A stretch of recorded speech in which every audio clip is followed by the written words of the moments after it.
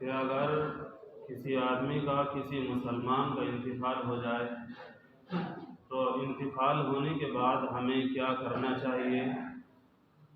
کیا کیا کس کس چیز کا حکم اللہ نے ہمیں دیا ہے کہ میت کے ساتھ یہ معاملہ کیا جائے۔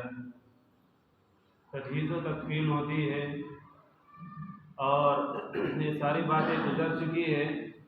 کہ غسل دیا جائے اور اس کے بعد میں نماز جنازہ اور نماز جنازے کے بعد قبر میں دفن کیا جائے۔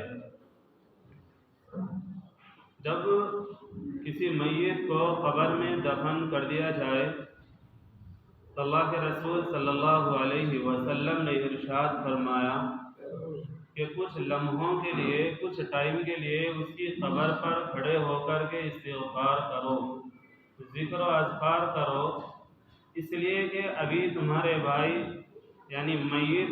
کا حساب و کتاب ہو رہا ہے، تاکہ اللہ تبارک و تعالیٰ اس کو ثابت قدم رکھے، اس سے جو سوال و جواب ہونے والے ہیں، تاکہ اللہ اس کے ساتھ آسانی کا معاملہ فرمائے۔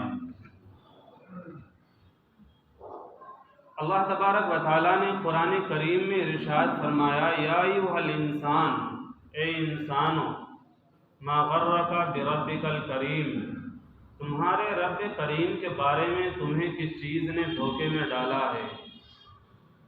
رب کریم کا مطلب ہوتا ہے کرم کرنے والا، احسان کرنے والا، جو چیز نہیں ملنی چاہیے تھی وہ بھی احسان اور کرم فرما کر کے دینے والا کو کریم کہا جاتا ہے۔ دو چیزیں ہوتی ہے، ایک ہوتا ہے ثواب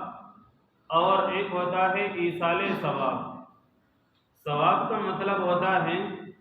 کہ ہم نے جو کام کیا ہے اس کے اوپر جو اجر ملا ہے وہ عمل ہم نے کیا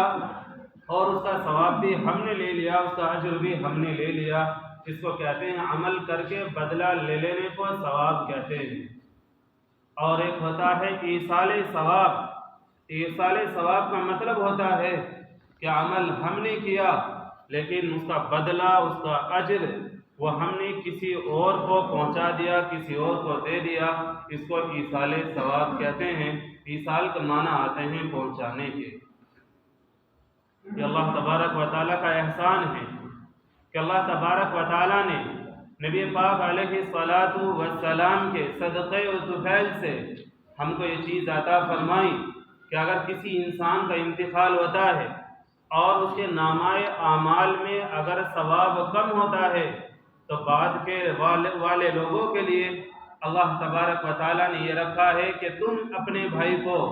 اچھے کام کر کر کے اس کا ثواب پہنچا دو تاکہ وہ بھی جنت کا مستحق بن جائے۔ کیونکہ قیامت کے دن اعمال تولے جائیں گے، جس کے برے اعمال زیادہ ہوں گے وہ جہنم میں، اور جس کے اچھے اعمال زیادہ ہوں گے وہ جنت میں جائے گا، اور جس آدمی کے اعمال برابر ہوں گے، ثواب اور برائی، اچھائی اور برائی دونوں برابر ہوگی، تو پھر جنت اور دوزخ کے بارے میں ایک چیز ہے جس کا نام ہے اعراف۔ ایک دیوار ہے، باطنہ فیہ الرحمہ وظاہرہ من قبلہ العذاب۔ ایک طرف یہ دیوار ہے، بہت لمبی چوڑی ایک دیوار ہے جنت اور دوزخ کے بیچ میں، اس کے ایک طرف جدھر جنت ہے ادھر رحمت ہے، اور دوسری طرف جدھر دوزخ ہے ادھر عذاب ہے۔ تو جس کے اعمال برابر ہوں گے وہ اس اعراف میں رہے گا، نہ جنت میں جائے گا اور نہ دوزخ میں جائے گا۔ جب وہ اپنے برے اعمال کی کچھ سزا بھگت لے گا تو اللہ تعالیٰ اعراف سے نکال کر کے اس کو بھی جنت میں بھیج دیں گے۔ تو بہرحال اللہ نے ایک چیز رکھی ہے ایصال ثواب، یعنی ثواب کا پہنچانا۔ ہمارے گھروں میں سے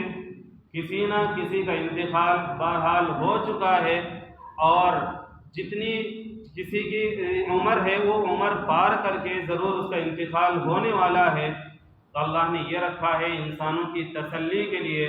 اور اپنے مرے ہوئے کے فائدہ پہنچانے کے لیے کہ تم ان کو ایصال ثواب کرو، عمل کر کر کے پہنچاؤ۔ اور ایصال ثواب کا مطلب ہوتا ہے، یعنی ایصال ثواب کا فائدہ ہوتا ہے کہ جس کو ہم ثواب پہنچاتے ہیں وہ ثواب ان کو پہنچ جاتا ہے، اور اتنا ہی ثواب ہمیں جو کرنے والا ہے اس کو بھی وہ ثواب ملتا ہے۔